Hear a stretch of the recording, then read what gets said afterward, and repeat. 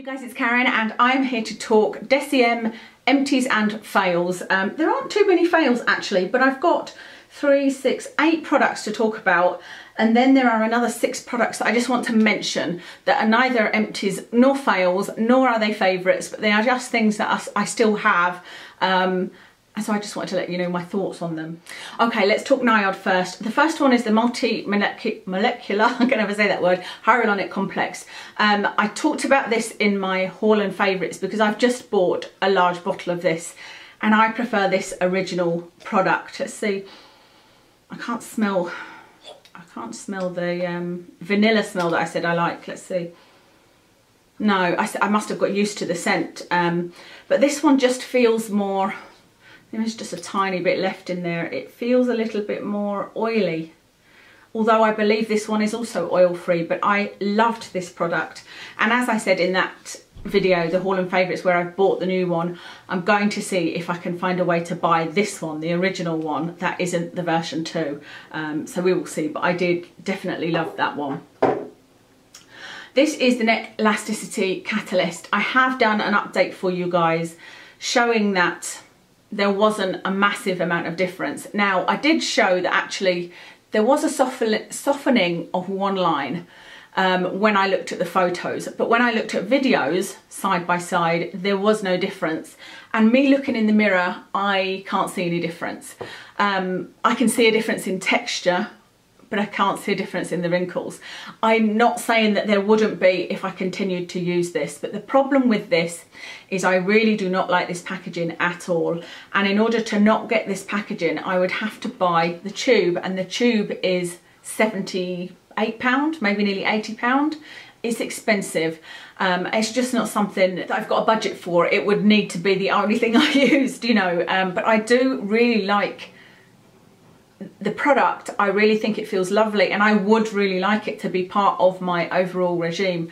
But the other reason that I'm not buying it is I'm trying other things on my neck. So at the moment I'm using the copper amino isolate to see if that makes any difference. After that, I would like to try, I've had it for a long time, kind of keep looking at it and going, will I use it, will I not? It's the Nivea Q10.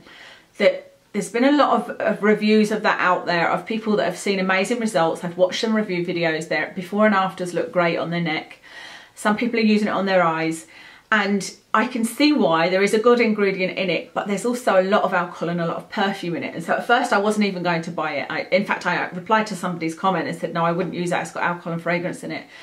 Because although even if it works, it's going to cause further damage. So it's almost like you're creating a cycle.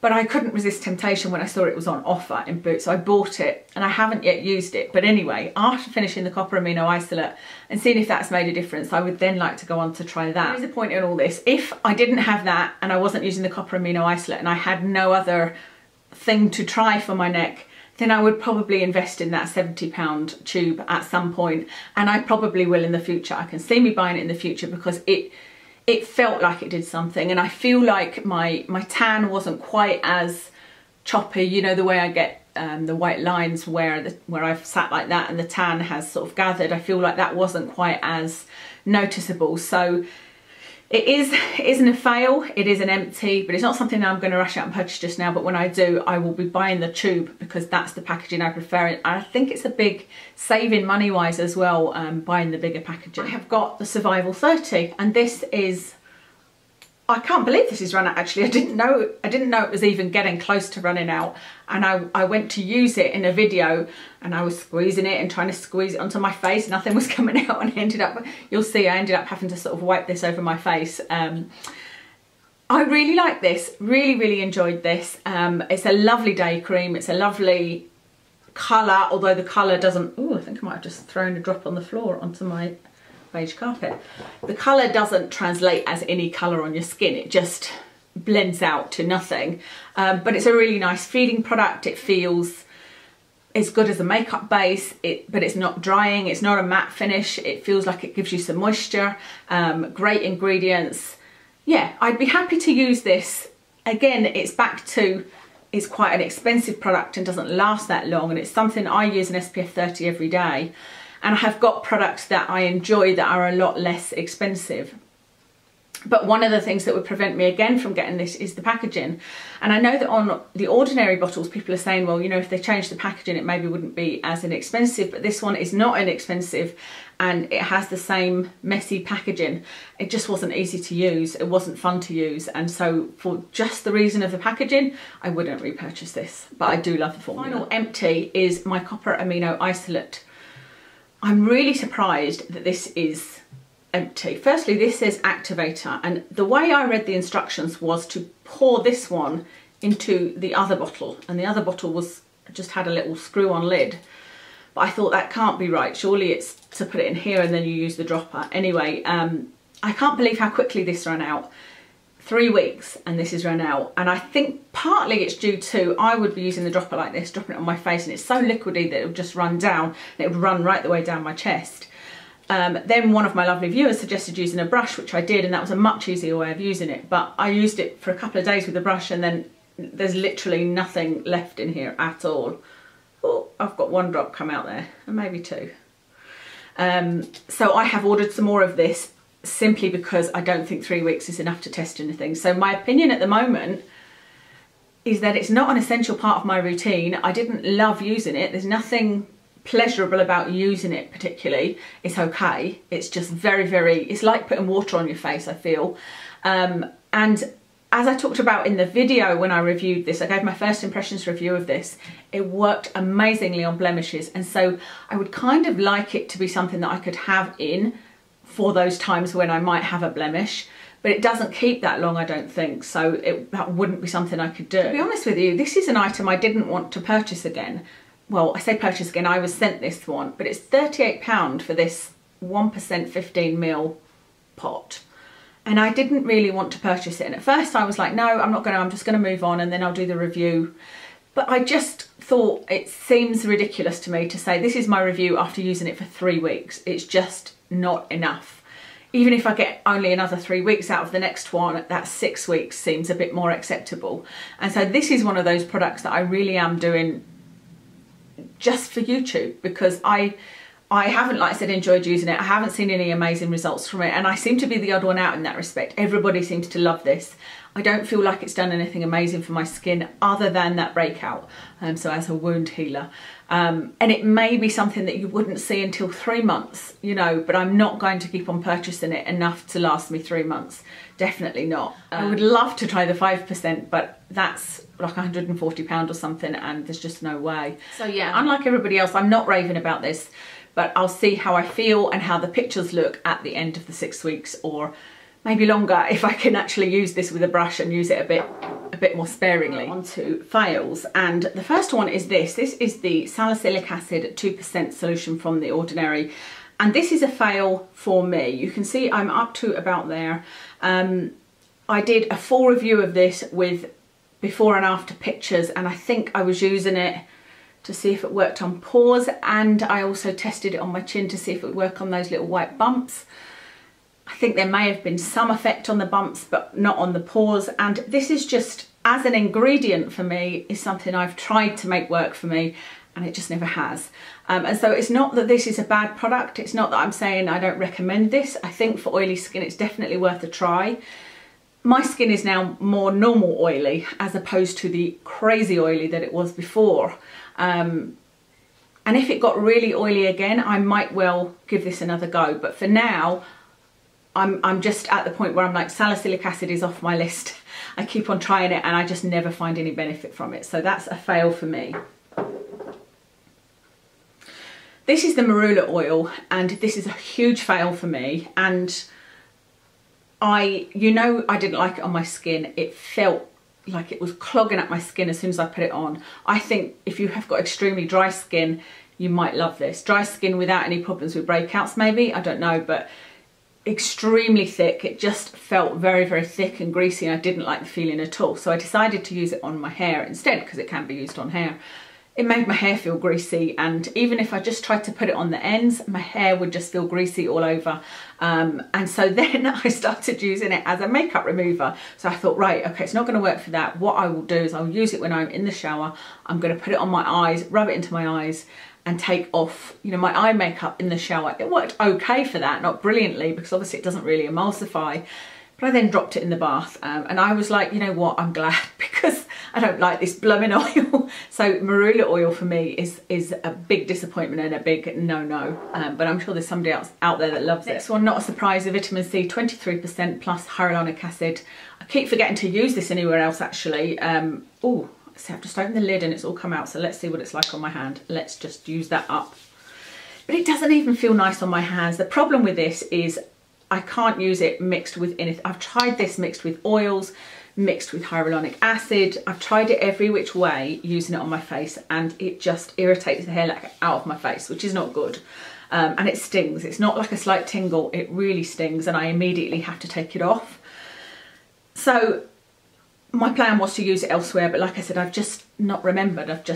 It's just not happened. So this is a big fail for me. I don't even know if they've continued to do this now. They've got about 30% in silicone. 30% in silicone, wonderful. This one, terrible. And I think quite a few people experienced problems with this. Seems to me actually that Deciem are pretty good at listening. I said in one of my videos recently how I can't read the writing on the bottles, or not particularly the NIOD ones actually, they're not too bad, but these ones, you can see I've had to put a label on because I can't distinguish between them. And I thought, oh, it's just me, there's not that many people that will have that much trouble, but loads of you said you had the same problem.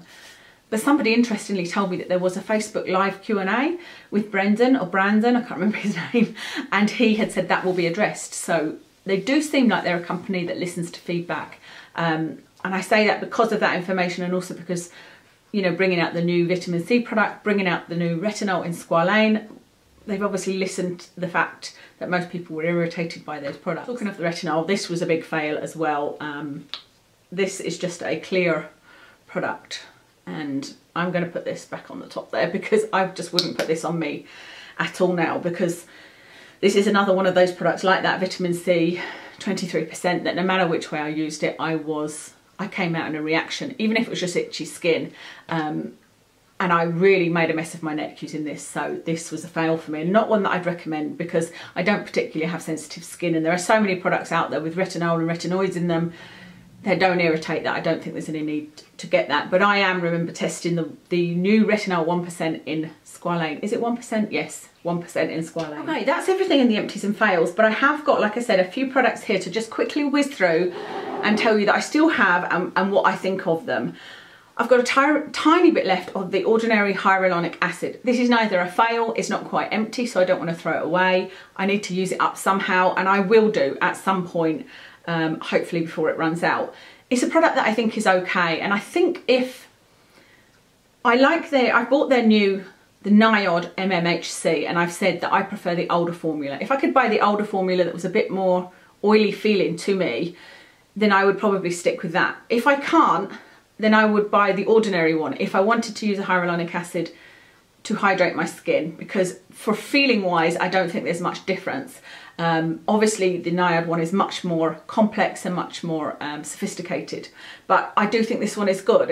And especially this one, let me show you with this one. I've got a full bottle of this one by Hylamide, low molecular HA.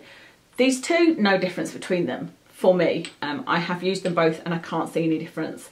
I'm sure there definitely is. I could do a video comparing all the hyaluronic acids if you would like, but for me there's no difference in the feel. Alpha lipoic acid is next, and you can see I had to put a label on it in big letters. There's about half a bottle left. This is one that I think I was keeping with the plan that when I had tried everything else and decided what I was keeping, that I might be able to put this in my routine somehow, because I really like the way this feels on my skin, but it did cause me a little bit of sensitivity. But I think that was naive of me. I think it is naive of me to be keeping it, to think that when I've tried everything I'll put it into my routine, because they're always coming out with new things, even not just Deciem, but Deciem themselves, it's hard to keep up with all the new things they're coming out with.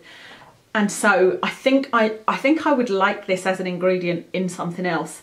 And I need to find the time to see if there's something that I can add a few drops of this to that I already have that would work. Like, I wonder if I added a couple of drops of this to my hyaluronic acid, if it would work. I need to look at, you know, how that would work and if it would work.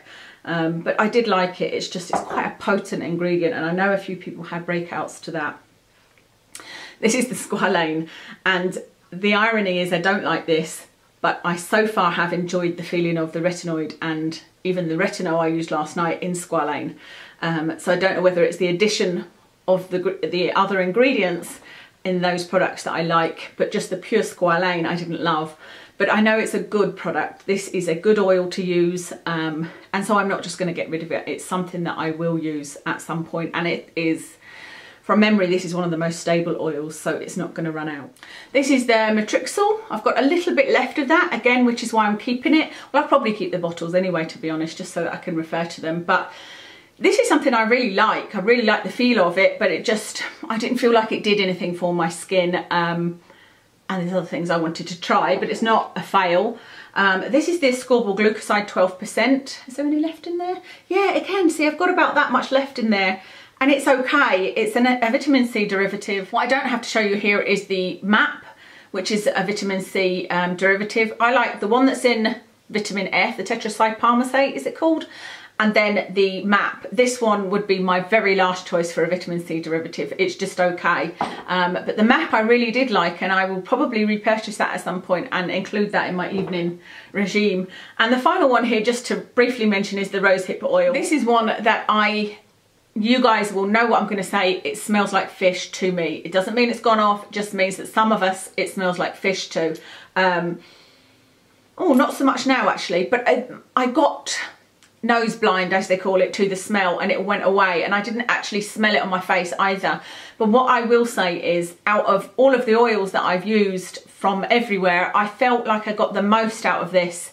I liked the feeling of the argan oil best, but when I used this, I felt like my skin just felt better.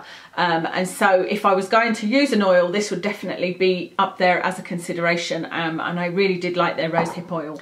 I don't think I've missed anything that you guys have asked or requested in regard to the whole Deciem line, but if there is, let me know. If there's anything else that you would like me to try, then if I can, I will. I'll list everything that's on my face in the description, and I will speak to you again soon.